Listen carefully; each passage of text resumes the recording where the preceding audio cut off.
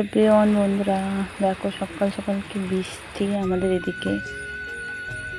বৃষ্টি কমে তবে স্নান করে নিলাম, কারণ মেয়ে স্কুল যাবে, তাই আমাদের তাড়াতাড়ি সব কাজ সেরে ফেলতে হবে।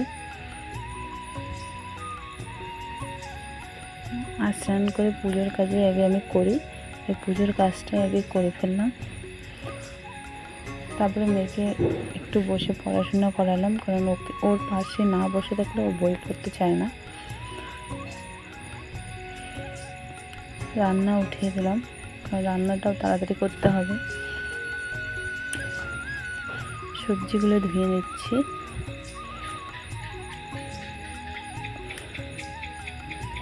করলা ভাজা করব, পটল ভাজি, ডাল, আরও অনেক সবজি।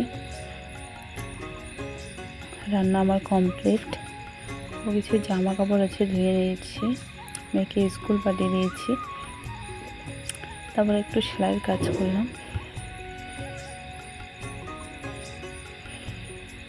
তারপর দুপুরবেলা সবাই মিলে আম মাখা খেলাম। মেয়ে স্কুল থেকে চলেই আসলো। যদি ভিডিওটা ভালো লাগে লাইক কমেন্ট করো।